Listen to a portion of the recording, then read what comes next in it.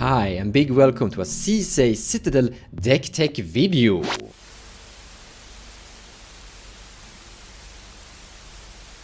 So Citadel is actually quite interesting for sisay being a legendary 6-drop.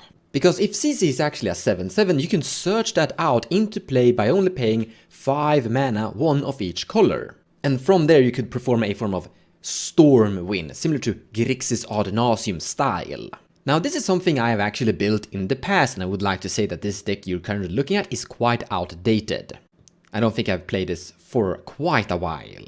But it's basically a very stacks control oriented deck where you slowly build up sisay's power so that you can get the big Citadel into play and then win the game. But sisay can truly be built in a lot of different variations of way. Now Pontus gave it a go. And he built his 3 bad cards. That's what the 3BC sisay stands for. He's only playing 3 bad cards in his opinion. Because every sisay normal card in his opinion is a bad card. But this is a very grixis orientated control shell with sisay at the helm with Citadel inside the deck. But this deck also contains a odd nauseam, a Underworld Breach, the Wishclaw Talisman, the Lion's Eye Diamond, Mnemonic Betrayal, Fasta's Oracle, Culling Ritual, and Sevin's Reclamation. It really plays similar to a 5-color blue farm deck more or less. But a really big thing compared to all other grixis Storm Turbo decks is that sisay actually makes Dockside Extortionist into a 1-card combo more or less. So there is this card called Cultist of the Absolute. It's 1 black mana, only legendary enchantment background, so you can search it out if sisay is just a 2/2, the smallest version of sisay you can have. Commander creatures you own get +3/+3 and have flying, death touch and ward. The big thing is the +3/+3. However, because it's a black color identity, sisay actually becomes a 6/6 with this. So if that dockside actually generates 2 sisay activations and 3 mana remaining, you can find Emil the Blessed by first finding Cultist of the Absolute and then activating again, finding Emil and then flickering dockside, and boom, you have infinite treasures. However, if you don't actually have the 13 mana that you need from dockside,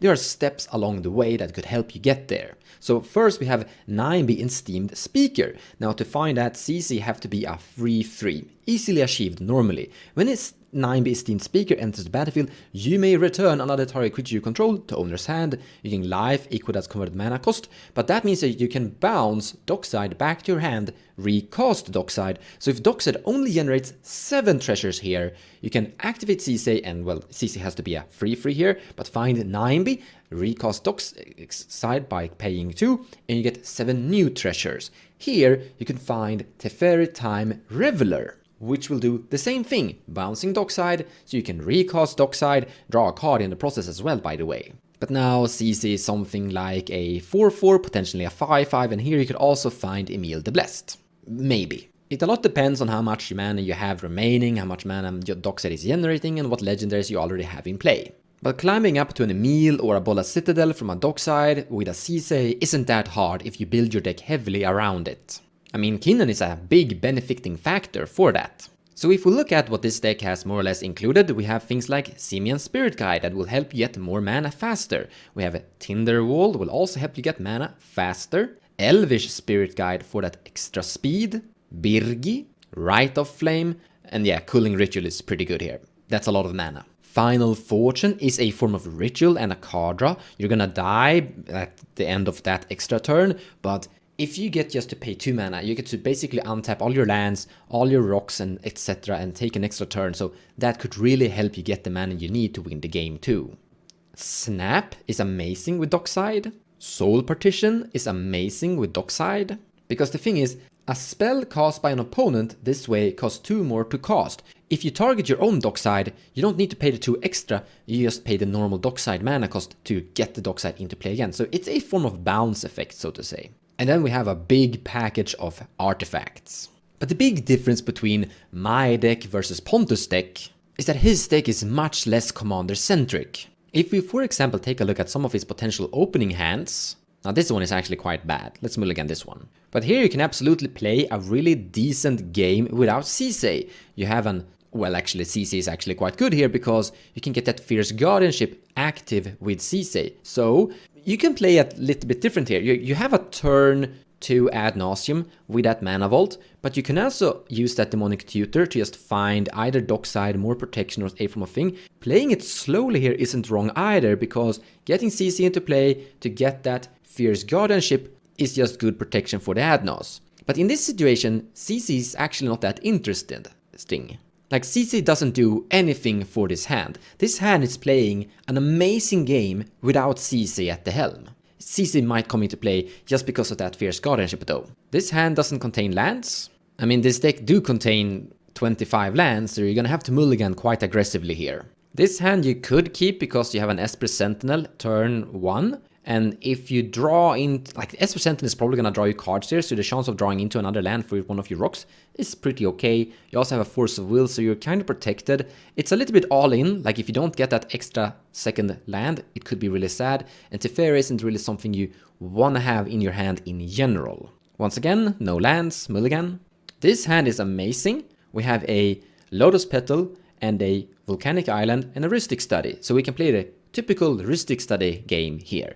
So you could also sacrifice the Imperial Lotus Petal to cast Imperial Seal turn 1 to get Mana Crypt, so that you have a turn 2 guaranteed Rhystic Study here. And then you just play the typical control game where you draw cards, have interaction, and eventually draw into your combo of sorts. This hand is also quite interesting. It's really risky actually, because you don't have that much lands, and you don't have that much interaction. You do have a cooling ritual versus stacks-oriented opponents. So if someone is putting hate bears into play, you could theoretically get rid of those, but you need to actually climb up to that mana count. So there's a risk in that. However, with the Wishclaw Talisman, you could get your hands on a Dockside Extortionist, pass the Wishclaw, gain extra mana from the Wishclaw, cast the Dockside, we have the mana for that, and you could get the mana to cast both Tainted Pact, Consult, and Phasas all in one go from that Dockside. So this hand could work out.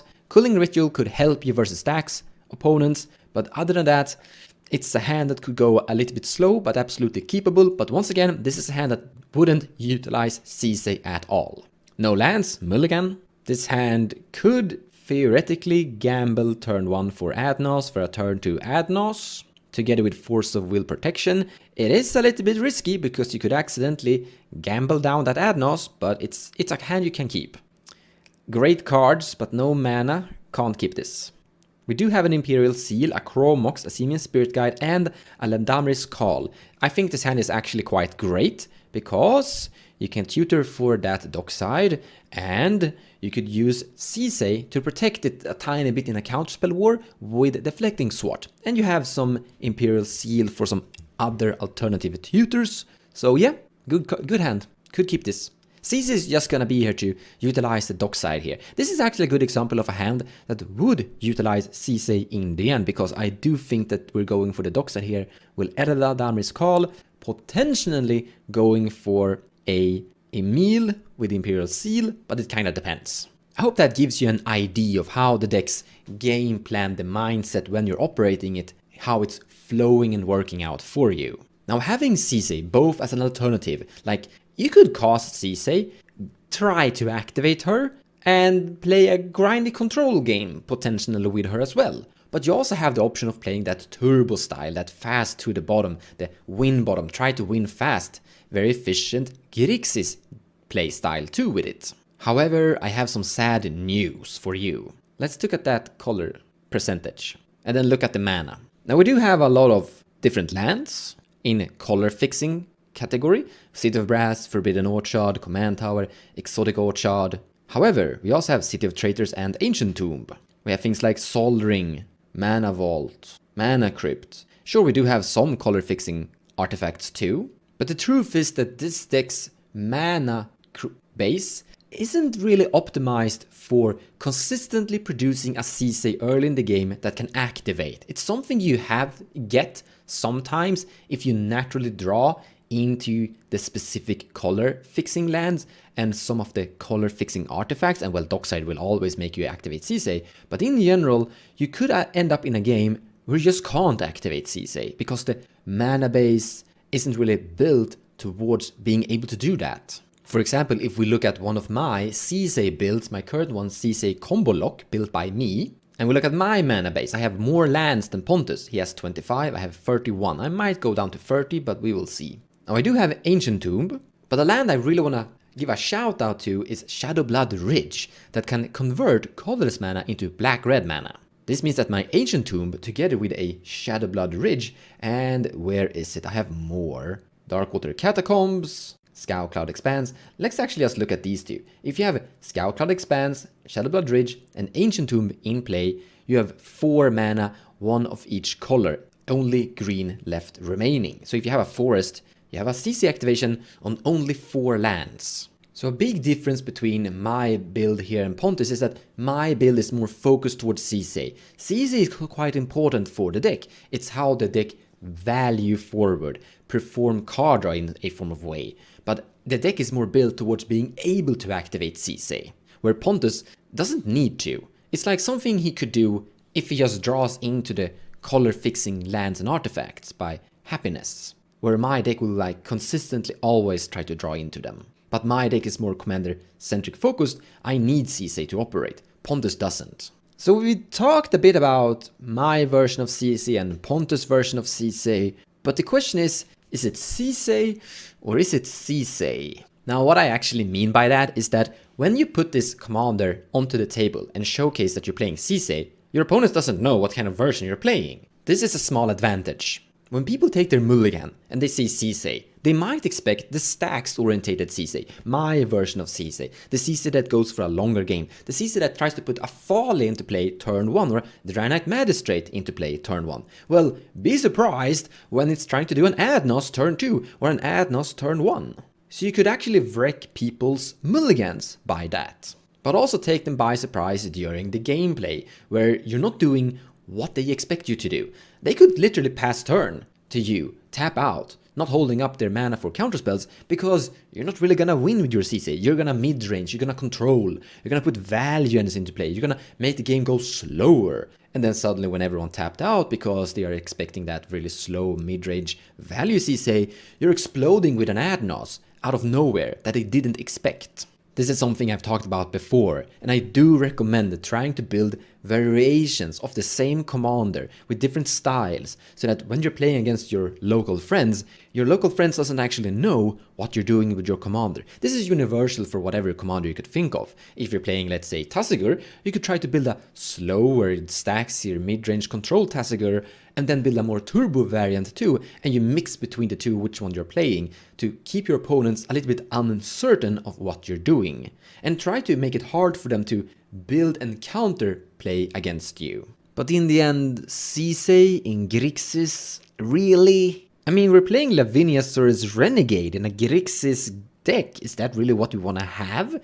Yes, absolutely. Each opponent, only opponent, you're not affecting yourself here. You don't need to break parity against this.